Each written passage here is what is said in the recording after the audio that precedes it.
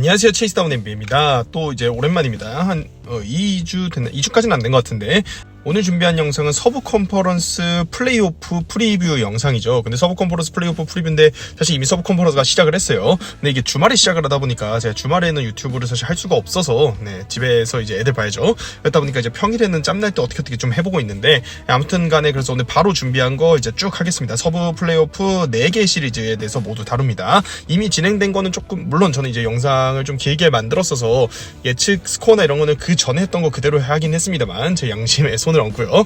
근데 이제 뭐 시리즈가 진행이 됐으니까 진행된 부분에 대한 리뷰도 가볍게 하면서 프리뷰 이렇게 좀 이어가 볼게요.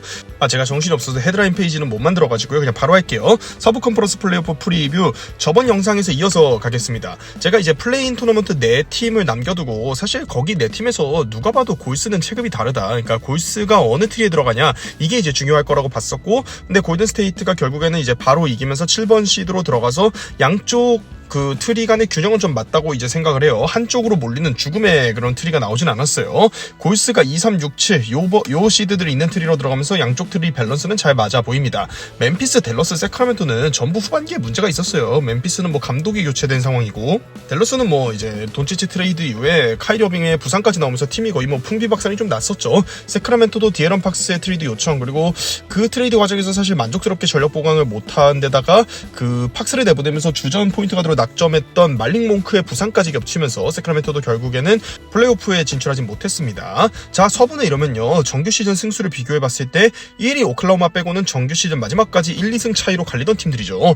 그래서 이거를 시드 고지고대로 보기 힘들어요. 예를 들면은 2번 시드 휴스턴이 7번 시드 골든스테이트보다 5시드 더 높은 팀이냐 실제로 그렇냐라고 봤을 때는 실제 승수 차이는 얼마 안 나거든요. 심지어 최근 몇 시즌간 상대 전적은 골든스테이트가 휴스턴 상대로 압도적으로 좋았고요. 그러니까 이런 것들을 생각해 봤을 때 다만 이 팀들 중에 이제 덴버, 멤피스는 시즌 종료를 얼마 안 남기고 감독을 경질하는 승부수를 띄웠을 정도로 냉정하게 솔직히 시즌 후반기 몇 경기 안 남겨두고 감독을 경질한다. 이거는 그 시즌에 대한 진지한 의도가 있다라고 보기에는 조금 이제 어렵다고 생각은 하거든요. 물론 이제 그렇다고 뭐 덴버나 멤피스가 시즌을 포기한 상황이다 이런 것까지는 아니지만요. 그렇기 때문에 덴버, 멤피스 요 두 팀에 대해서는 사실 그런 의문을 좀 제기할 수 있다면 있지.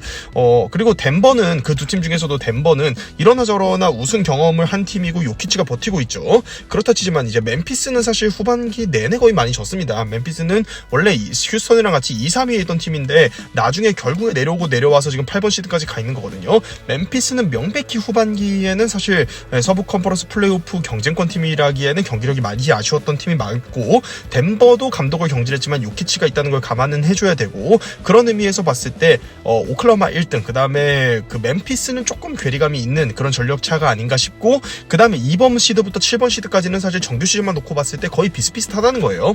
실제로 그런 거를 반증하는 게 골든스테이트가 지금 1차전을 벌써 원정에서 뺏어왔죠. 그러면서 휴스턴의 경험 부족, 에이스 퀄리티 문제가 있을 것이다. 뭐 이런 이제 예상이 바로 좀 맞아떨어져 가고 있는 가운데 내일 휴스턴이 만약에 이제 홈에서 한 경기는 사수해서 승리를 한다면은 지금 오클라호마 시리즈 빼고는 서부 컨퍼런스 세 시리즈가 전부 1대1이 되는 거거든요. 그러니까 서부는 늘 그랬지만 올해도 박 터지는 시리즈가 될 거고요. 여기는 사실 이제 홈어드 뭐 이런 것도 큰 의미가 없어요. 그 디펜딩 챔피언인 덴버가 메인네소타한테 떨어질 때 그 홈에서만 3경기를 지지 않았습니까? 1, 2차전 지고 7차전도 홈에서 떨어졌던 걸로 제가 기억을 하는데요. 그러니까 이쪽은 지금 홈이고 원정 어드밴테이지고 상성이고 뭐고 간에 서부는 그냥 워낙 팽팽해서 사실 정확하게 예측하기가 쉽지 않고 여기서 사실 오클라호마 정도 제외하면은 4대0이나 4대1 스코어가 나올 거다라고 기대하는 것도 저는 좀 어렵다고 봅니다. 새 시리즈는 다 6차전 이상을 좀 예상해야 되는 그런 시리즈라고 생각을 해요. 자, 여기서 그러면 또 이렇게 하실 수 있습니다. 야, 오클라호마만 한 4대0, 4대1 나올 것 같고 남은 새 시리즈는 다 6, 7차전 각인데 이러면 오클만 뭐 또 꿀빠는 거 아니겠습니까? 라고 하실 수 있는데 이것도 몰라요. 작년에 오클이 1라운드에서 뉴올리언스였죠. 그때 뭐 이제 부상으로 다 빠져있는 팀을 너무나 가볍게 그냥 이제 솔직히 말해 좀 이제 모가지 비틀듯이 4대0으로 스윕하고 올라가서 2라운드에서 댈러스한테 바로 떨어졌거든요. 그러니까 이것도 모르는 일입니다. 서부는 그냥 몰라요. 자, 그래서 각 시리즈별 프리뷰 겸 지금까지 진행된 리뷰를 해보는데 오클 대 멤피스는 정말 짧게 가겠습니다. 오클라호마의 4대1 승리를 예측을 했었고요. 뭐 이제 시리즈가 시작되기 전에요. 현재 2대0입니다. 그리고 이제 뭐 양 팀의 라인업만 가볍게 살펴보면 샤이 기저스, 알렉산더 돌트, 그다음 제이덥 그리고 이제 오클라호마는 투빅을 하고 있죠. 홈그랜 4번, 하테슈타인 5번이고 대신에 이 투빅 라인업을 오래 이용하지 않습니다. 1, 3쿼터 초반 한 5, 6분 정도 돌리고요. 그 다음에는 바로 이제 원빅으로 각각 전환을 시키죠. 그래서 이제 홈그레인이나 하테슈타인 중에 한 명은 코트 위에 거의 남겨놓다 보니까 벤치에서는 또 빅맨들보다는 가드나 윙들이 많이 나오고요. 벤치에서는 케이스 놀라스, 아이제아 조, 알렉스 카루소, 에런 위긴스, 제일린 윌리엄스가 이제 백업 빅맨, 스트레치 빅맨 역할로 좀 나와줍니다. 그 다음에 멤피스는 모란트 그리고 피펜 주니어를 가드로 올려 쓰고 있죠. 그리고 베인이 3번, 제런 잭슨 주니어가 4번. 그 다음에 이제 플레이오프는 첫 경험을 하는 선수죠. 잭 이디. 엄청난 사이즈로 사실 화제가 많이 되는 선수인데 5번입니다. 그래서 사실 라인업이 좀 불균형해요. 왜냐면은 1, 2, 3번만 보면은 거의 초스몰 라인업에 가까운데 4, 5번만 보면 또 투빅이에요. 그래서 신기한 라인업을 갖고 있고, 근데 이게 이 신기함이, 이런 좀 이질적임이 장점보다는 단점으로 발현이 많이 됐던 후반기의 멤피스였습니다. 벤치에서는 루크 캐너드, 콘차, 알다마가 있는데, 사실 캐너드나 콘차는 조금 이제 그냥 형식적인 로테이션이나 한 번씩 카운터 펀치로 쓰는 느낌이고, 알다마가 거의 30분 이상 소화를 많이 하죠. 알다마가 들어가는 실질적인 거의 6인 로테이션에 가까운 라인업을 멤피스는 계속 돌려왔습니다. 근데 이제 왜 그러면 4대1입니까? 라고 하시면은 멤피스가 원래 좀 그런 게 있어요. 그러니까 엄청 뭐 시리즈에서 열세를 뛰다가 한 번씩 긁히는 날은 엄청난 대승을 하고 이러거든요. 그 멤피스가 골든 스테이트 상대로였죠. 그때 이제 골든 스테이트가 우승했던 시즌에도 멤피스와의 시리즈에서 한 경기를 멤피스가 모란트가 아웃돼서 이제 맥없이 무너질 것이다라고 생각을 했는데 엄청난 스코어로 가비질을 내버렸거든요. 그러니까 멤피스가 홈에서 한 번씩 3점 긁히고 이럴 때 그런 경기를 좀 하는 팀이고, 얼마 전에 플레인 토너먼트 최종전에서도 댈러스 상대로 그런 경기를 했던 팀이고, 그래서 그런 거 한 경기 정도 나오지 않을까 하는 생각을 하고요. 오클라호마 홈에서 5차전이기 때문에 거기서 끝나지 않을까 예상을 해봅니다. 오클 경기 리뷰는 덴버 클리퍼스전 승자와의 시리즈에서부터 좀 본격적으로 할게요. 왜냐면은 이것까지 할 게 없어요. 왜냐면 그 뭐 제 특성상 골든 스테이트나 레이커스도 그런 이제 내용에 대해서는 막 10분씩 할애해서 얘기를 하지 않습니까? 그렇다 보니까 이런데 빨리 넘어가야 그나마 영상이 30분대로 끝납니다. 자, 그 다음에 휴스턴 대 골든 스테이트 2번 시드 대 7번 시드의 대결 보겠습니다. 저는 이제 시리즈 전에 골든 스테이트의 4대2 승리를 예측을 했었고요. 현재 골든 스테이트가 벌써 홈에서 그 원정에서 한 경기를 뺏어왔네요. 골스 기준 원정이죠. 그리고 양 팀의 라인업은 벤블리, 그 다음 제일런 그린, 그 다음에 딜런 브룩스, 아멘 탐슨, 센군. 벤치에서는 타리 이슨, 자바리 스미스 주니어, 스티븐 아담스가 나오고 있고요. 골든 스테이트는 스테픈 커리, 포젬스키, 무디, 버틀러, 그린. 요 라인업이 지금 계속 후반기에 이제 주전으로 나왔었죠. 그다음 페인튼, 산토스, 실드, 포스트, 룬인데 쿠민가는 지금 이제 후반기와 플레인 토너먼트 플레이오프를 거치면서 거의 배제가 좀 되고 있어요. 그러니까 지금 이제 산토스를 더 쓰겠다라는 의지를 커 감독이 거의 표명을 한 상황이기 때문에 쿠민가는 사실 나온다고 하면은 골든 스테이트가 뭔가 시리즈 흐름을 바꿔야 되는 이런 상황에 처하면은 카운터 펀치 느낌으로 나올 가능성이 높지, 정상적인 로테이션에는 현재 포함을 안 시키고 있는 것으로 보입니다. 그리고 저번에 1차전 바로 잡고 시작했는데, 사실 스티브 커 감독은 1차전 승률이 정말 좋은 감독이고 1차전 중요성을 굉장히 많이 강조하고 1차전에서 종종 변칙 선발 라인업 이런 것까지 들고 나올 정도로 1차전 잡고 시작하는 걸 굉장히 좋아하는 감독이거든요. 그래서 저는 골스 왕조를 지탱했던 힘 중 하나도 저 1차전 잡고 시작하는 거였다고 봐요. 그러니까 골스 왕조가 이렇게 펼쳐지는 와중에도 1차전 내준 시리즈들은 골든 스테이트더라도 6차전 이상 시리즈가 좀 가고 이랬던 적이 많습니다. 그래서 이게 골든 스테이트 입장에서는 긍정적인 신호가 될 수 있는 게, 한창 골든 스테이트가 잘 나가던 때에 그런 1차전 잡고 시리즈 시작하는 이런 흐름을 지금 재현을 하고 있거든요. 그러니까 골든 스테이트 팬분들 입장에서는 야, 1차전 딱 이렇게 원정에서지만 어렵게라도 잡고 가는 거, 이거 예전 향기 좀 나는데 하고 느끼실 수 있죠. 예를 들어 커 감독이 그 골든 스테이트가 2시즌 전 플레이오프에서 2라운드에서 탈락할 때 보면요, 세크라멘토 상대로는 1, 2차전 다 내줬죠. 레이커스 상대로는 홈인데도 1차전 내줬어요. 그러면서 1라운드 세크라멘토 상대로 4대3 승리, 접전 끝에 승리했는데 이것도 스테픈 커리가 7차전에서 50득점인가 퍼부어가지고 겨우겨우 이겼던 거지, 거의 뭐 시리즈는 진짜 똥게임을 했었죠. 그다음 2라운드 레이커스 상대로는 1차전 홈에서 내주더니 결국에는 2대4로 패배했었어요. 그러니까 골든 스테이트는 1차전 잡고 가는 게 굉장히 중요한 팀이고, 그런 의미에서 왕조 시절 1차전 필승, 그게 작동한 거는 매우 긍정적이지 않나. 그리고 휴스턴은 역시나 백코트 1, 2번이 결국에는 그 플레이오프에서 공격은 핸들러들이 1, 2번에서 해줘야 되는데 그 벤블릭과 젤런 그린에 대한 불안감, 이런 것들이 고지고대로 나타나는 경기를 바로 하지 않았나 생각을 합니다. 자, 그래서 이 시리즈의 관전 포인트를 볼게요. 그러니까 앞에는 이미 1차전 이제 경기를 한 내용 때문에 이렇게 들어간 거고, 제가 원래 이제 생각하던 프리뷰에서의 관전 포인트들을 좀 짚어볼게요. 물론 1차전의 그 내용을 반영할 게 있었다면 이렇게 섞어서 하겠지만요. 자, 수비 대 수비. 두 팀 다 기본은 수비팀이에요. 그러니까 골든스테이트는 커리 버틀러 빼고 두 자릿수 득점자가 안 나와도 뭐 특별히 이상하지 않다 그런 느낌이 들 정도가 있는 팀이고, 포젬스키가 2월달부터 해서 후반기에 많이 좋았던 거 제외하면은 뭐 시즌 내내 10득점 이상 꾸준하게 넣어줬던 선수가 사실 없어요. 휴스턴은 아예 1, 2옵션 스코어러라고 부를 만한 선수 자체가 아직도 애매한 느낌이 있고요. 뭐 센군, 젤런 그린 다 아직 좀 투박하죠. 맨날 이제 피닉스 해체하면은 뭐 부커나 듀란트 휴스턴이 데려간다 이런 얘기 나오는 게 스코어로만 딱 부족한 팀이기 때문에 부커나 듀란트 같은 스코어러 데려오면은 딱 맞지 않냐, 활용 점정 아니냐 이런 것 때문에 매번 얘기 나오는 거고요. 그래서 두 팀 다 사실 팀의 정체성은 수비에 있는 팀들이라고 생각을 하는데 1차전에서부터 그런 게 드러났죠. 커리가 31점, 버틀러가 25점 넣은 거 외에 골든스테이트, 포젬스키 14점, 저게 유일한 두 자릿수 득점이었어요. 그리고 투빅의 골밑부터 막는 우도카 감독의 그런 이제 수비 스킴 상대로 드레이먼드 그린의 공격력은 그 2022년 파이널에서도 사실 잘 안 통했습니다. 골밑을 워낙 잘 잠그기 때문에요. 그리고 이제 골든스테이트 입장에서 아쉬운 거는 결국에는 득점을 좀 기대한 거는 클레이 탐슨을 내보내면서까지 조금 기대해봤던 거는 슛 하나 보고 데려온 버디힐드가 있는데, 버디힐드는 뭐 시즌 초반 이후 한 달 정도 이후에는 거의 뭐 개점 휴업입니다. 계속 잘 안 풀리면서 휴스턴급 수비를 지금 공략할 공격수는 커리 버틀러밖에 없지 않나 하는 이런 생각도 들어요. 그러니까 골스가 1차전에 이기긴 했지만 어쨌든 공격에서의 부진은 예상만큼 또 커리 버틀러를 제외한 선수들의 공격에서의 부진은 또 예상만큼 나왔고요. 반면에 휴스턴은 두 자릿수 득점할 선수는 많은데 빡빡한 상황에서도 득점 쥐어짜줄 에이스 퀄리티가 났습니다. 그러니까 여기는 보면은 뭐 주전 5명이 다 두 자릿수 득점해도 이상하진 않은데 누가 30점 이상 넣을까 생각하면 그런 선수가 안 보이거든요. 벤블리, 브룩스가 스코어링보다는 수비 리더십에 집중하는 선수들이라고 봤을 때 스코어링을 기대할 수 있는 선수들, 뭐 제일런 그린, 센군, 뭐 아멘 탐슨도 사실 스코어링 기대하기는 좀 그렇죠. 벤치에서 뭐 자바리 스미스 주니어 이런 선수들이 다 어린 선수들인데, 이런 어린 선수들이 공격에서 해줘야 된다라고 기대를 하기에는 플레이오프에서 골든스테이트급 수비와 경험치를 상대하는 게 저 어린 선수들의 첫 데뷔 무대다. 이거 좀 잔인하죠. 그러니까 제일런 그린이 1차전에 굉장히 부진한 다음에 뭐 융단 폭격을 맞고 있습니다만, 사실 누구나 데뷔전인데 골든스테이트 수비를 상대한다. 이게 사실 쉽지 않아요. 저는 뭐 제일런 그린이, 그러니까 부진한 건 부진한 건데 이해가 갑니다. 그 부진이. 저런 레벨의 중압감과 저런 레벨의 수비를 사실 안 당해봤어요. 그렇기 때문에 이해는 가고요. 그래서 두 번째 관전 포인트로 좀 넘어가면은 원빅 대 투빅이죠. 여기는 정말 사이즈 차이가 많이 나는 매치업인 게, 골든스테이트가 사실 3년 전에 우승할 때만 해도 그 드레이먼드 그린 4번, 그 다음 케본 루니를 5번으로 쓰는 그런 투빅 팀이었어요.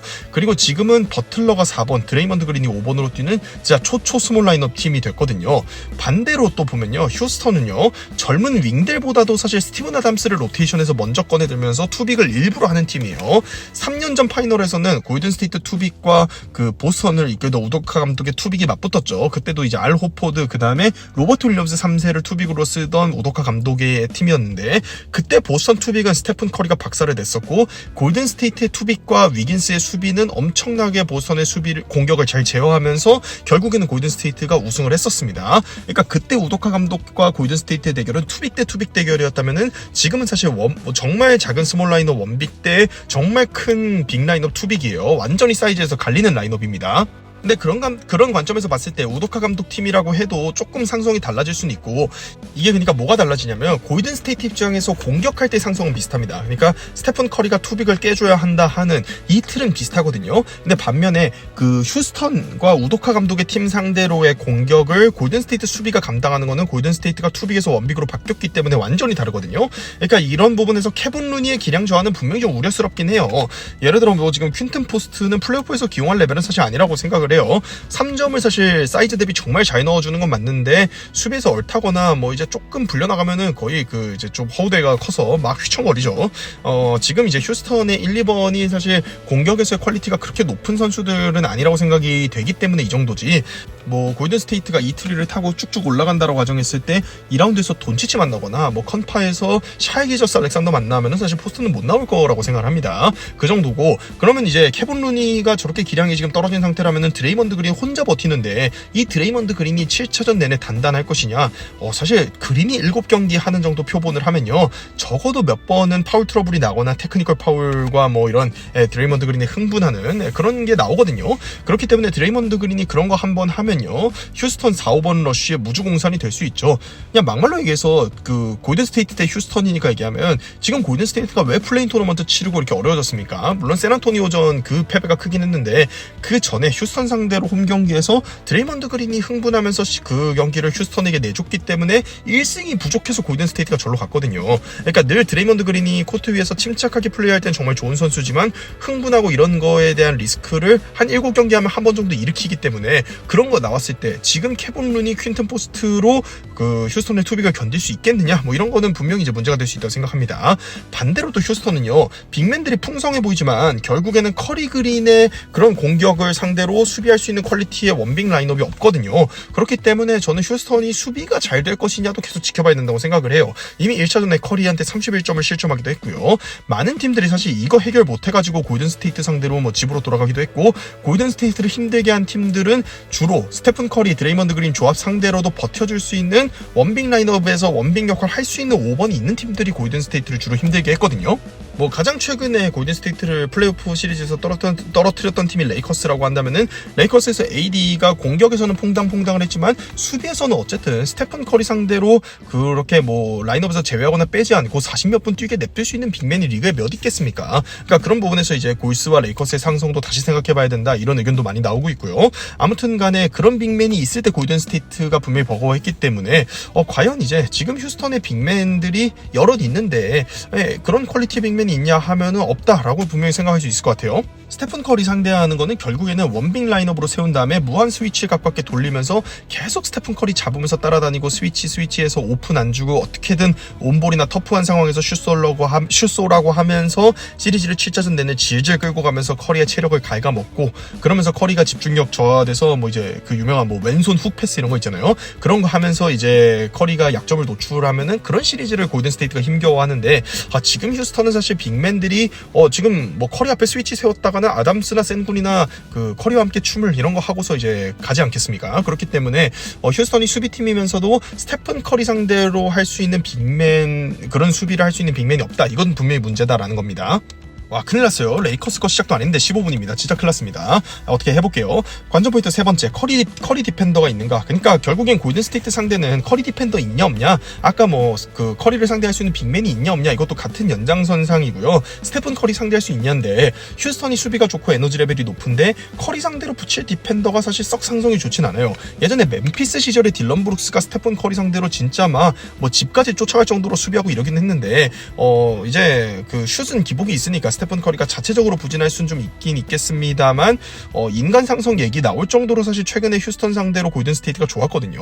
그래서 최근에 골스 상대로 몇 시즌간 휴스턴이 많이 진 이유가 좀 있지 않나 하는 생각도 들고요. 커리 디펜더가 마땅치 않다는 거예요. 딜런 브룩스도 이제 그때 브룩스보다는 그때 브룩스는 멤피스 시절에 사실 욕은 많이 먹었지만 디펜티브급 수비수다 이런 얘기를 많이 들었던 선수인데, 지금 휴스턴에서 딜런 브룩스는 그때보다는 개인적으로 굼떠졌다고 생각을 합니다. 반면에 공격에선 많이 올라왔죠. 멤피스 시절에는 세깅을 달고 다니던 선수였는데 이제는 3점 커리 하이를 찍었어요. 결국에는 그래서 커리가 1대1로 제어가 어려우면 팀 수비 스킴으로 제어하려고 하는데, 이러면은 꼭 이제 커리는 어떻게든 죽이는데 다른 쪽이 무너져서 와르르 실점하고 무너진다든지 그런 식으로 팀 전체의 부담이 커지고 7전제 내내 수비 스킴을 유지하기가 사실 어려워요. 수비 스킴으로 잡기에는.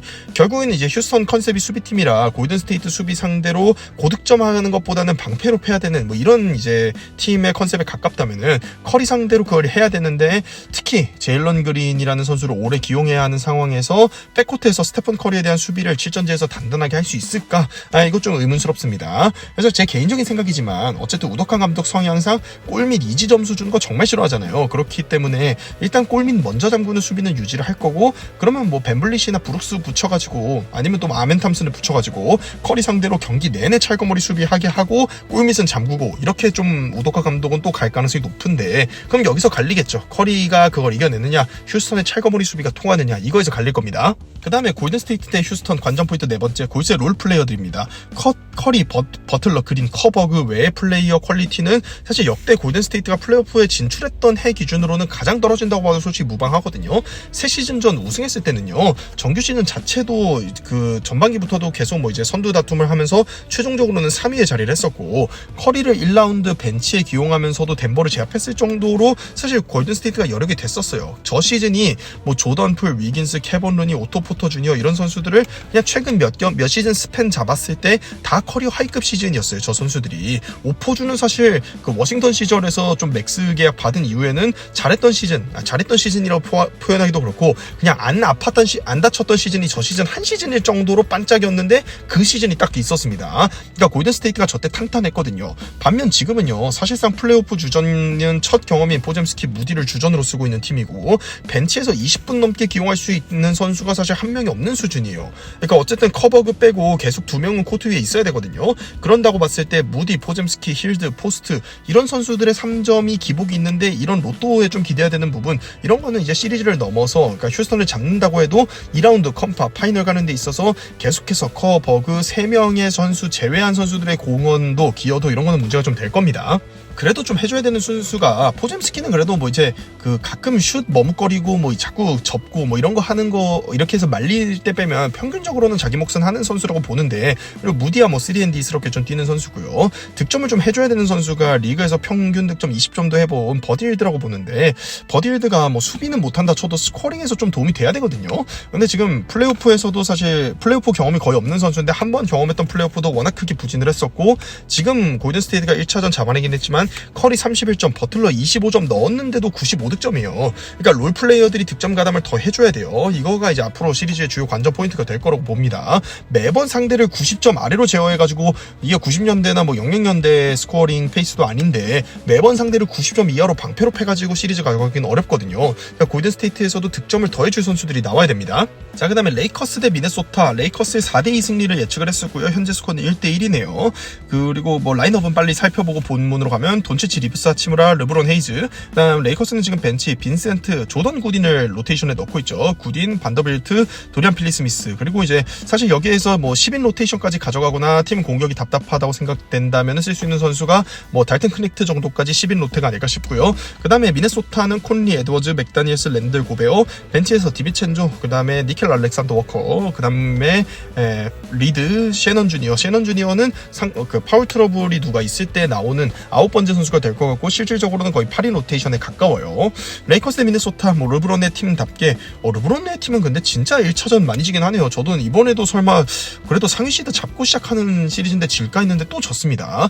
왜냐면은 뭐 이제 그 밈이 있잖아요. 르브론이 플레이오프를 시작하는 방법인가? 뭐 그 밈도 있잖아요. 그런 게 있을 정도로 이제 얘기가 나왔던 거는, 사실 19-20 시즌에 레이커스가 우승했을 때는 홈코트 어드밴티지가 없었어요. 그러니까 그때 1차전을 다 내주고 시작했던 거는 중립구장에서 그냥 5대5스러운 상황에서 했기 때문이지, 홈에서 시드를 잡고 시작하는 팀이 1, 2차전 중에 한 경기를, 특히 1차전을 저렇게 쉽게 내주고 시작하는 게 이해는 좀 안 가는데, 이번에도 그렇더라고요. 그러니까 저게 진짜 뭐 맞나 싶은 생각도 좀 들고요. 아무튼 간에 그 19-20 시즌에 중립구장에서 했을 때의 모습처럼 지금도 1차전은 맥없는 패배를 합니다. 그리고 2차전에 반등을 하고 있어요. 근데 이게 솔직히 저는 맞는 말이라고 생각은 안 하는 게, 레이커스가 그 컴파에 진출했던 2시즌 전인가요? 그때는요, 그 1라운드에서 멤피스 상대로도 1차전을 잡고 시작했던 걸로 제가 기억을 하고, 아까 2라운드에서 골든스테이트 상대로도 원정에서 1차전 잡고 시작했다고 말씀을 드렸죠.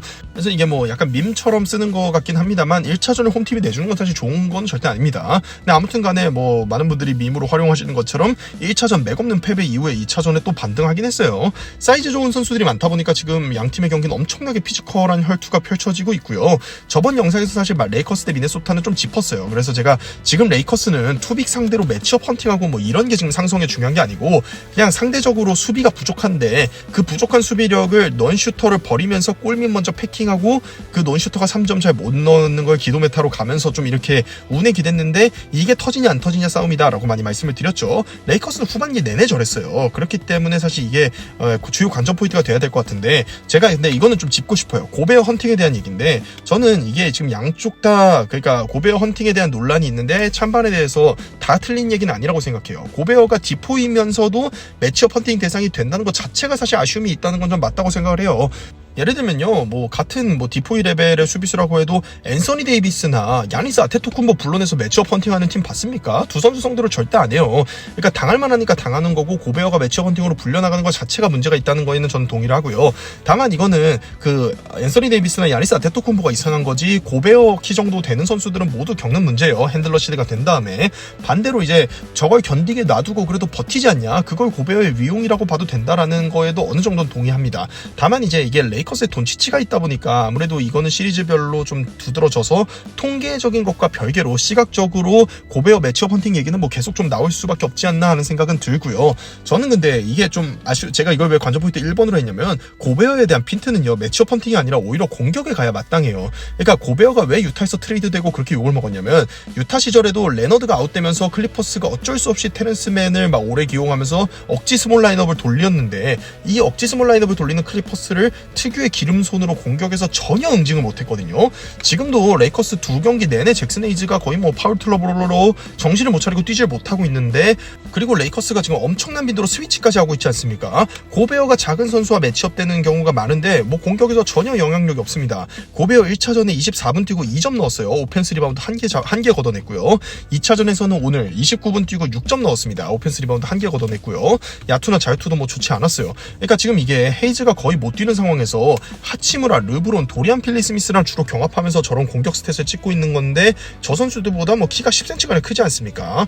그러니까 저렇게 공격에서 허수아비가 되면 어떻게 되냐면요, 상대가 마음껏 스위치를 하죠. 얘는 작은 상대랑 매치업 때도 포스트업으로 응징을 못하네? 그러면 계속 스위치하면 되니까 수비가 편합니다. 쉽게 스위치를 할 수 있다는 거는 우리가 공격하는 입장에서 빡빡하게 갈 수밖에 없게 만드는 거죠. 그렇기 때문에 저렇게 이제 상대가 마음껏 스위치하고 여차하면은 고베어 그냥 버리고 앤트맨이나 랜들한테 막 더블팀 수비 가고, 더블팀까지 아니더라도 미리 페인트 좀 패킹 들어가고 막 이러고 있는데, 그러니까 고베어가 지금 수비 매치업 헌팅 견디는 거 문제가 아니고, 공격에서 상대적인 스몰 라인업 응징을 못하니까 계속해서 플레이오프에서 고베어는 한계가 있다, 이런 얘기가 많이 나오는 거죠.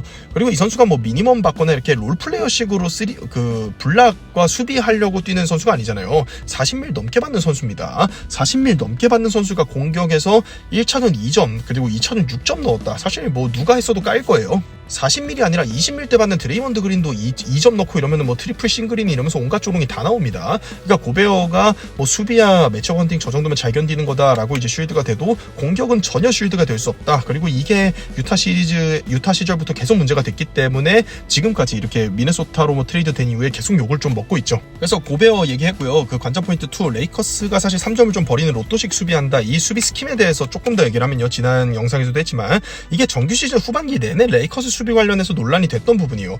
레이커스가 한 15경기, 20경기 구간 스팬을 잡았는데도 디펜 레이팅을 1위 하기도 했었어요. 근데 이런 팀이 유타나 시카고 같은 팀들에게 막 활화산같이 3점 얻어맞으면서 막 이렇게 완패하고 이러기도 했단 말이에요. 역전패하고.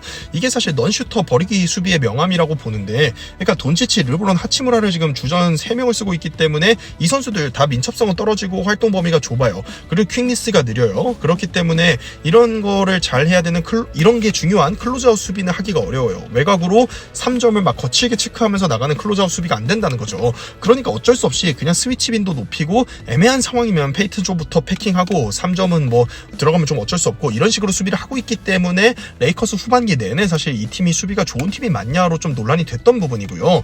사실 저는 이제 1차전 리뷰도 좀 하고 싶었는데, 무슨 얘기를 하고 싶냐면 1차전 레이커스의 오픈 3점 허용이 높아서 수비가 엉망이다라는 지적이 있는데, 이건 새삼스러운 게 아니에요. 레이커스는 유타나 시카고한테도 3점 쇼로 얻어맞을 정도로 원래 3점 수비가 안 좋았어요. 원래 저렇게 수비를 해왔고요. 별로였던 거니까 1차전에 문제가 됐던 건 트랜지션 수비예요. 돈치치 합류 이후에도 생각보다 레이커스가 트랜지션 수비가 구려지지 않으면서 수비가 사실 잘 됐던 거거든요. 그러면서 선방했던 건데, 근데 이거는 왜 그런가 하면은 애초에 이번 시즌 르브론 4번, 갈매기 5번 뛸 때 레이커스의 트랜지션 수비가 안 좋았어요. 그렇다 보니까 돈치치가 들어왔는데도 크게 나빠질 게 없었던 거죠. 원래 안 좋았던 팀이니까요. AD도 사실 나이가 많아요. 르브론하고 형 동생 하니까 계속 이제 어린이 취급을 받는데, AD도 뭐 13년 차인가 그렇고, 그 나이가 많아지니까 AD도 이제 트랜지션 디펜스가 옛날만큼 안 되는 거죠. 그래서 레이커스가 1차전에서 속공 상황에서의 3점 슛을 포함해서 속공, 트랜지션 실점으로 집계되는 것만 20점을 넘게 줬어요. 거의 30점 가까이 줬습니다. 플레이오프에서 트랜지션 점수를 30점 가까이 주는데 어떻게 이깁니까? 당연히 완패하죠. 그러니까 1차전 레이커스의 수비가 오픈 3점을 몇 개 줬냐, 이게 문제가 아니고, 레이커스는 원래 오픈 3점을 좀 주는 수비였고, 오픈 3점을 허용한 것보다는 트랜지션 수비가 안 된 게 문제였다에 저는 포커스가 좀 가야 된다고 생각합니다. 그래서 이거 연장선상에서 좀 보면 오늘 경기는 사실 수비 에너지 레벨이 올라가니까 트랜지션 실점이 거의 없었죠. 미네소타한테 오픈 3점은 올해도 좀 나왔어요. 미네소타 선수들이 코너에서 계속 못 넣어서 문제였죠. 그래서 이게 사실 이번 시즌 논란인 레이커스의 수비 문제가 되는 겁니다. 지금 뭐 같은 팀을 상대했는데 1차전은 117점을 실점하더니 2차전은 85점을 실점했거든요. 그러니까 1차전과 2차전의 실점 차가 32점이 나요. 이러다 보니까 그 정규 시즌에 아까 말씀드렸던 15경기, 20경기에서 디펜 레이팅 1위 하는 팀이 뭐 시카고한테 막 이렇게 얻어맞고 막 이런 경기가 생기는 거죠. 제가 시카고를 계속 이제 무시하듯 발언을 하는데 뭐 이제 강팀은 아니었다라는 얘기입니다. 플레이오프에 지금 진출해 있는 팀이 아니니까요. 그래서 이게 지금 이번 시리즈도 그렇게 드러난 게 1차전 그 맥다니엘스의 3점 3개 중에 3개, 랜들 6개 중에 4개, 그 다음에 나즈 리드가 9개 중에 6개, 콜리가 3개 중에 2개 더 넣어주니까 경기가 터졌고 2차전은 맥다니엘스가 3개 중에 0개, 랜들이 4개 중에 2개, 리드가 3개 중에 1개, 콜리가 3개 중에 0개 넣으니까 또 이제 그 반대로 미네소타가 공격에서 굉장히 부진을 겪었죠. 그 다음에 이제 정규 시즌 3점 그럼 성공률 보고 이거를 통계적으로 계산이 된 거냐라고 봤을 때 맥다니엘스는 정규 시즌에 33%, 랜들은 34.4%고 고베어는 뭐 시도수가 없습니다. 그러니까 레이커스는 지금 이제 이게 계산적으로 전 틀린 수비가 아니라고 생각해요. 상대 주전 중 5명 중에 3명이 3점이 안 좋은 미네소타잖아요. 그 미네소타 상대로 계속 넌슈터를 버리는 수비, 골밑 먼저 지키는 수비를 7점대를 치르면요. 결국에는 표본이 커지면 확률적으로 봤을 때, 통계적으로 봤을 때 어느 정도 수렴을 하지 않습니까? 그러니까 확률 높은 쪽으로 배팅을 하는 수비가 맞다고 생각이 들어서 전 나쁘다고 생각은 안 하고요. 이렇게 돼서 슛이 안 들어가면은 이제 오늘 미네소타가 보여준 것처럼 슛 안 들어가네 이러면 이제 또 앤트맨이나 랜들 같은 선수들이 다소 BQ 떨어져 보이는 공격을 할 때가 있어요. 골밑 들이받기 막 이런 거 이제 무리한 공격이 좀 많아지는 거죠. 그리고 레이커스는 상대 에이스가 좀 핫하다 싶으면은 주저없이 한 명 버리고 더블팀 많이 들어가는 팀이기 때문에 앤트맨이나 랜들이 볼륨 뽑아내는 것 같으면은 바로 더블팀 할 거예요. 그렇기 때문에 결국에 이 두 선수가 볼륨을 많이 뽑는데도 좀 한계가 있을 거고 시리즈는 결국 레이커스의 넌슈터 버리기 vs 맥다니엘스 랜들의 3점과 고베어의 공격에서의 적극성 이거에서 갈릴 것이다 라고 생각을 합니다. 지금 영상 시간이 큰일 났는데 그냥 쭉 하겠습니다. 신경 안 쓸게요. 어차피 뭐 자주 하지도 못하는데 하는 날 제대로 한다고 생각하겠습니다. 관전 포인트 세 번째, 레이커스 공격 미네소타 수비 관점에서도 얘기를 해봐야겠죠. 오늘 레이커스가 사실 홈에서 전반에 이미 방패로 거의 다 팼어요. 정반에 2쿼터 중반에 뭐 47대 22였나 25였나 뭐 이렇게 20 몇 점 차를 대고 상대를 방패로 완전히 패놨는데도 가비지를 못 낸 건 3점이 6개 들어갔습니다. 29개 던져서. 그나마 주전에서 르브론이 5개 중에 1개, 돈치치가 8개 중에 2개 넣었는데 이것도 전부 전반에 나왔고요. 레이커스는 후반에 3점 2개 넣었습니다. 전부 도리안 필리스미스가 넣었는데 이게 끝이었어요. 그러니까 현대농구가 이런 게 있어요. 상성이고 뭐 홈 어드밴테이지고 뭐고 간에 3점 자연재해 나면요 그냥 종종 게임 터지는 거 뭐 많이 이제 저희가 볼 수 있지 않습니까?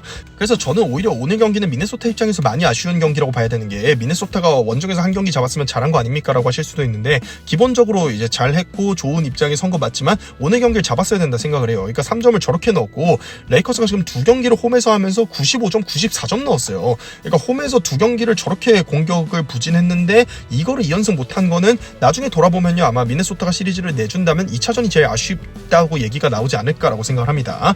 리브스는 아무래도 지금 평균 회귀는 할 가능성이 높은 선수고 클래스가 많이 올라온 선수고 빈센트 하치무라 도리안 필리스미스 저 선수들이 주사위 던지거든요. 그러니까 저번에도 뭐 빈센트랑 도리안 필리스미스가 한 경기에서 각각 3점 6개씩 꽂은 경기가 있었어요. 이 선수들이 전형적인 리듬 슈터의 좀 그런 흐름을 띄는 선수들이기 때문에 이 선수들 주사위 6 안 나온 경기들은 다 잡아야 된다고 좀 생각을 하는데 좀 아쉽습니다. 결국에는 고베어, 랜들, 리드를 쓰는 한 돈치치가 볼륨 뽑아내는 건 막기가 좀 어려울 수밖에 없어요. 미네소타는 빅맨을 뺄 수가 없는 팀이니까요. 빅맨 써야 되는 팀이니까요. 그러니까 미네소타 원정 2경기가 이제 연달아 남아있는데 이 중에서 레이커스 슛이 한 경기는 터지느냐 안 터지냐에 갈릴 것 같고요. 터지면 사실 레이커스는 오클 수비 상대로도 그러니까 정규 시즌 그 무시무시했던 오클라호마 상대로도 원정에서 3점 쇼로 이겼던 팀입니다. 3점 프랜차이즈 레코드를 찍으면서 오클라호마를 가비지로 잡아냈던 팀이고 슛이 안 터지면요 샬럿 상대로 3쿼터에 뭐 10점 차 리드가 있었는데 이거를 역전패하는 뭐 그런 팀이 레이커스입니다. 그렇기 때문에 레이커스의 3점 주사위 저런 거는 이제 좀 원정 가서 봐야 될 것 같고요. 마지막 관전 포인트 네 번째, 결국에는 레이커스 턴오버 미네소타 속공 싸움이 될 것 같아요. 이게 왜 그러냐면 지금 이제 속공 점수도 거의 안 되는데 30점 트리플 더블급 스탯을 매번 찍는 그 돈치치가 있지 않습니까? 그러니까 돈치치보다 하프코트 오펜스에서 볼륨 더 찍을 수 있는 선수는 거의 요키치밖에 없어요. 요키치랑도 뭐 좀 해봐야 할 것 같고요. 컨디션 좋을 때 기준으로는 핸들러가 좀 더 유리한 부분도 있어서요. 그러니까 돈치치 vs 미네소타의 빅맨 이런 매치업 구조상 하프코트 오펜스는 다전제에서 결국 레이커스가 돈치치를 보유한 레이커스가 우위가 될 거예요. 그러면 하프코트 오펜스에서는 밀릴 수밖에 없다고 봤을 때 미네소타가 우위에 설 수 있는 건 트랜지션이죠. 트랜지션으로 얼마나 뽑아내느냐인데 1차전은 그렇게 했기 때문에 이겼고요. 오늘도 사실 미네소타가 추격할 몇 번의 상황이 좀 있었는데 레이커스가 오늘은 속공 수비를 좀 이제 이를 갈고 나왔죠. 거의 속공 점수를 안 줬습니다. 속공이 잘 안 되니까 두 자릿수 득점자가 미네소타의 랜들 27점, 앤트맨 25점밖에 없었고요. 그러니까 고베 헌팅이고 뭐고 간에 미네소타는 공격이 문제면 문제지 수비가 문제인 팀은 아니에요. 수비는 어떻게든 되는 팀이고 공격을 어떻게 할지가 문제인 팀이다라는 거고요. 반대로 레이커스 입장에서 보면 트랜지션 디펜스가 시즌 내내 수비를 좌우하고 있는데 돈치치는 아무래도 뭐 이제 신체 구조상 그러니까 몸이 둔하잖아요. 빨리빨리 뛰어서 속공 수비하기는 좀 어려운 선수고요. 그렇기 때문에 돈치치는 이쪽으로는 도움이 안 되고 리브스, 르브론은 본인의 의지와 헌신이 있으면 사실 좀 되는 선수들이에요. 리브스가 트랜지션 수비에서 얼마나 오펜스 파워를 위해서 몸을 던져주느냐 그리고 르브론이 백코트 열심히 하느냐 뭐 이거는 레이커스의 늘 문제고요. 그렇기 때문에 리브스와 르브론이 속공 수비에서 얼마나 가담을 해주고 미네소타의 속공을 얼마나 차단해주느냐 이거에 갈릴 것 같습니다. 마지막 덴버 대 클리퍼스 가장 재밌는 시리즈죠. 사실 이거는 두 경기 다 쫄깃했습니다. 정말 저는 그때 이제 애기 분유 먹이려고 깼다가 일요일 새벽이었죠. 그때 1차전도 봤는데 정말 재밌더라고요. 덴버 대 클리퍼스는 저는 이제 덴버의 4대3 승리를 원래 예측을 했었고요. 현재는 1대1로 홈 어드밴티지를 덴버가 내주면서 좀 불리한 입장에 있죠. 양팀 라인업은요. 머레이, 크리처 브라운, 마포주, 고든, 요키치, 그다음 피켓, 버럭신, 왓슨 이렇게 있고 하든, 그다음에 지금 크리스던을 선발로 쓰고 있죠. 노만 파웰이 3번으로 뛰고 있고 레너드 4번, 주마치 5번, 벤 시몬스, 보그다노비치, 데릭 존스 주니어, 니콜라스 바툼 이렇게 벤치에서 기용하고 있습니다. 클리퍼스는 사실 좀 경기력 보고서 덴버의 뭐 집중력이나 잔실수 뭐 이런 것들에 좀 실망을 많이 한 상태긴 해요. 그래서 솔직히 클리퍼스 승으로 좀 바꾸고 싶긴 한데 뭐 일단은 소신대로 가겠습니다. 덴버가 경기 집중력이나 디테일이나 뭐 실수나 확실히 지금 한창 때보다 많이 내려온 것 같긴 해요. 감독이 없는 영향도 좀 크겠지만요. 근데 이러나 저러나 어쨌든 머레이, 요키치가 제 컨디션이면 경기 템포만 안 빨라지게 하면 덴버보다 사실 더 넣는 건 좀 어렵긴 해요. 둘은 워낙 하프코트 오펜스에서 극강이어서요. 그리고 또 사이즈 부담이 있기 때문에 시리즈가 뒤로 갈수록은 확실히 클리퍼스 체력 부담이 커질 거다라는 생각은 하고요. 예를 들면 클리퍼스가 정말 뭐 레너드의 엄청난 경기력으로 가져왔던 이긴 2차전조차도 클리퍼스 리바운드 32개였는데 덴버 50리바운드였거든요. 클리퍼스는 이제 거의 다 잡았던 솔직히 심판 콜 몇 개가 조금 클리퍼스 쪽으로 불렸다면은 거의 이긴 그 게임이라고 봤는데 좀 아쉽죠. 그래서 클리퍼스는 저 1차전이 뭐 만약에 시리즈를 패한다면 좀 아쉽게 될 것 같습니다. 관전 포인트 몇 가지만 보고 빨리 마무리하면요. 주전 5인 대결, 벤치의 부진 이게 뭐 양팀의 공통적인 특성인 것 같아요. 덴버 벤치 부진이 워낙 유명하고 클리퍼스도 이번 시즌 영입한 선수들이죠. 시즌 중간까지 포함했을 때 뭐 벤 시몬스, 데릭 존스 주니어, 보그다노비치 다 이번 시즌을 앞두고 데려온 선수들인데 거의 큰 재미 못 보고 있습니다. 파웰이 부상 복귀 이후에 폼 회복이 그 전에 뭐 클리퍼스 1옵션 느낌 나던 그때 폼이 아닌데 1, 2차전 지금 보그다노비치 모두 0득점 기록했거든요. 근데 파웰도 지금 제 폼이 아닌데 보그다노비치까지 0득점 기록해버리니까 빡빡해질 수밖에 없고 벤 시몬스는 원래 저득점 하는 선수고요. 이렇게 되면 LA 클리퍼스는 니콜라스 바툼이 그 벤치에서 오픈 3점 던져서 뭐 1개에서 3개 정도 넣어주는 거 외에 보그다노비치가 계속 이렇게 침묵하면요. 주전에서도 사실 안 그래도 크리스던이 스코링이 약한 선수인데 이러면 레너드, 하든에게 계속 뭐 부담이 갈 수밖에 없습니다. 2차전도 레너드가 진짜 뭐 거의 쇼를 몇 번 보여줬죠. 레너드, 하든은 근데 모두 시리즈 후반으로 갈수록 부상이나 방전 이슈가 한 번씩 나오는 선수들이기 때문에 이 선수들에게 부담이 큰 건 뭐 당연히 클리퍼스 입장에서 좋지 않고요. 덴버는 사실 전력 보강을 사실상 웨스트브룩 원툴 이거 하나 있죠. 그렇기 때문에 웨스트브룩에게 벤치의 모든 걸 기대는 좀 그런 상황인데 피켓은 나오지만 오픈 3점 위주로 던지 스코링에서 큰 도움은 안 되고요. 왓슨도 사실 수비 때문에 쓰는 선수지 공격력은 거의 없습니다. 요키치가 떠먹여줘야 되는 선수죠. 그래서 웨스트브룩이 요키치 없을 때 일정 볼륨을 분명히 담당해줘야 되는데 저도 뭐 이제 웨스트브룩 경기력을 보면 가끔씩 이제 웃길 때가 있습니다만 근데 욕을 너무 많이 먹는다는 생각은 들어요. 왜 그러냐면은 지금 요키치 없을 때 공격에서 어떻게든 볼륨 채워달라고 웨스트브룩을 데려오고 그런 롤을 팀에서 부여하고 있는 건 분명히 있거든요. 그러니까 그걸 잘 못하는 거는 비판을 받아야겠습니다만 뭐 웨스트브룩이 욕심을 부리거나 엮이거나 뭐 그래서 그런 건 아닌 것 같은데 그러니까 쏠만한 거 쏘고 있고 할만한 플레이를 하고 있는데 그게 잘 안 되는 부분은 비판을 받아야겠습니다만 웨스트브룩이 막 욕심 부리고 지금도 뭐 자기를 위한 플레이를 하고 저는 이런 선수라고 생각하진 않습니다. 특히나 이번 뭐 시즌 내내 그러니까 플레이오프 전에 시즌 내내도 마이클 포터 주니어가 트레이드 될 것이다 뭐 이런 얘기가 나올 정도로 마포주가 사실 조금 흔들리는 상황이기 때문에 웨스트브룩이 분명히 해줘야 되고 되고요. 그리고 이제 클리퍼스와 마찬가지로 이런 그 덴버도 요키치 없을 때 벤치 부진이 주전 부담을 키우고 머레이 마포주가 주사위 동시에 뜬다 이러면 뭐 요키치가 캐리해도 지고 이럴 수 있는 팀입니다. 그러니까 양 팀 다 공통적으로 저 주전 5인 비중이 높고 벤치가 약하다는 그런 공통점이 있는 것 같아요.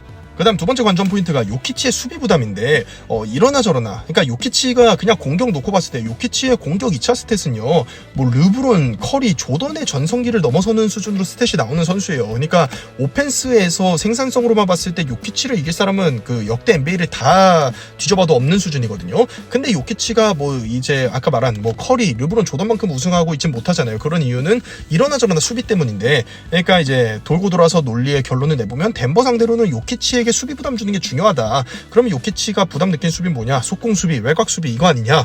그러면 여기에 부담을 많이 줘야지 이제 어떻게든 요키치보다 생산성을 우리 팀이 더 늘려서 이길 수 있다라는 건데 지금 이제 클리퍼스에서 포지션상 1, 2, 3번으로 분류될 수 있는 벤 시몬스, 뭐 데릭 존스 주니어, 그 다음에 크리스 던 이런 선수들이 넌 슈터 취급이 가능하다는 거는 정말 클리퍼스 입장에서 좀 뼈아프죠.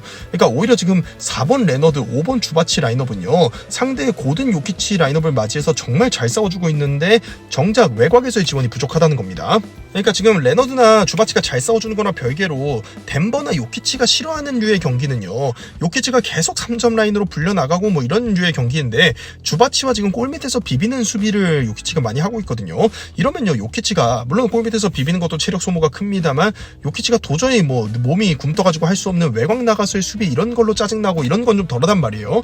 요키치는 골 밑에서의 포스트업 수비나 수비 리바 단속 이런 걸로만 따지면은 디펜시브 레이팅이 상위권에도 찍히는 선수예요. 그러니까 골 밑에서의 그런 수비만 시키면은 크게 이제 수비적으로 모난 게 안 나오는 스탯상으로는요. 그런 선수가 요키치거든요. 그러니까 지금 덴버와 요키치가 싫어하는 류의 경기를 하는 그 클리퍼스가 유발하고 있느냐는 좀 지켜봐야 돼요.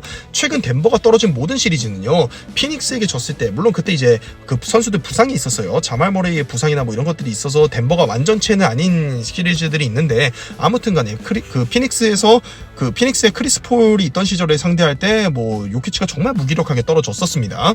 골스 상대로도 그때 이제 1라운드에서 4대1로 떨어졌었죠.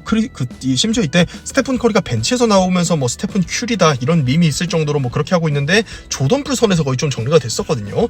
그리고 뭐 최근에 이제 떨어졌던 미네소타 시리즈에서는 어땠습니까? 카린 서니 타운스나 나즈 리드가 정말 이제 스트레치 빅 역할을 잘해주면서 끌고 나갔었고 거기에 이제 맥다니엘스의 3점 이런 것까지 확률 높게 들어가면서 시리즈 내내 7차전 시리즈를 했는데 맥다니엘스가 3점을 40%를 넘겼나 그랬을 거예요. 그러면서 결국에 덴버가 떨어졌었죠. 그러니까 이제 덴버와 요키치가 떨어졌던 시리즈를 보면 요키치가 투맨 게임이나 스트레치 빅에게 불려나가서 요키치의 수비가 문제가 되는 그런 시리즈를 했을 때 떨어졌었고 요키치가 골밑 싸움을 하면 되는 시리즈들은 대부분 잡아냈어요. 뭐 레이커스의 릅갈 상대로 유명하고요. 그다음 피닉스가 크리스 폴의 지배력이 사실상 상실된 시점에서 그 부커나 듀란트가 계속 이제 포스트업 위주 미드레인지 게임만 하니까 요키치가 더 생산성을 뽑아내면서 이겼었죠. 그리고 마이애미와의 파이널에서는요. 뱀 아데바요가 마찬가지로 스트레치 위력이 없는 선수 아닙니까? 그렇다 보니까 요키치가 편하게 시리즈를 접수했었습니다. 그러니까 지금 클리퍼스의 주바치가 분투하고 있는 것과 별개로 덴버가 흔들리고 싫어하는 류의 시리즈가 나오고 있느냐는 저는 좀 봐야 된다고 생각을 해요.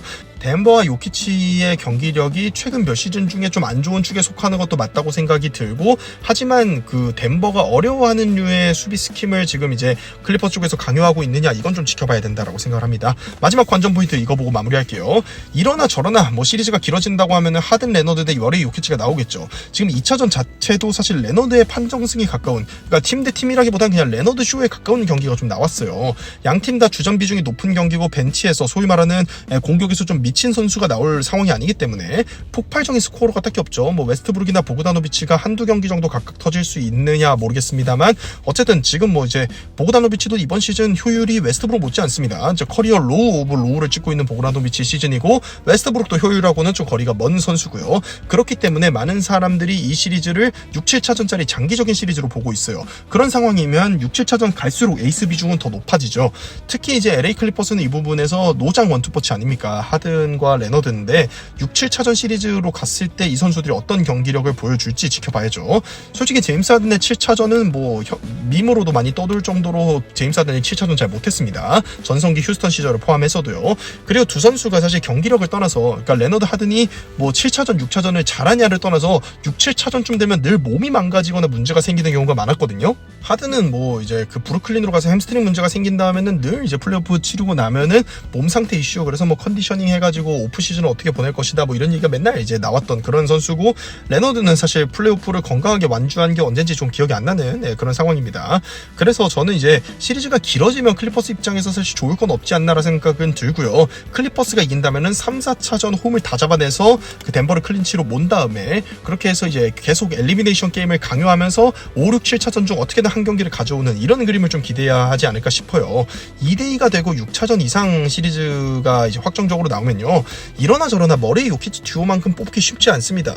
이 둘은요, 최근에 떨어졌던 미네소타 시리즈에서도 7차전에서 요키치 34점 19리바 7어시 했고요. 자말 머레이 35점 넣었어요. 근데 나머지 선수들 고든 4점, 마포주 7점, KCP 5점, 크리스천 브라운 5점, 이것 때문에 떨어졌지 사실 머레이 요키치랑 6, 7차전 가는 게 뭐 좋은 선택은 아니라고 생각합니다. 클리퍼스는 끝낼 거면은 3, 4차전을 다 잡아내서 어떻게든 몰아붙이고 이겨야 되지 않나 생각을 해요.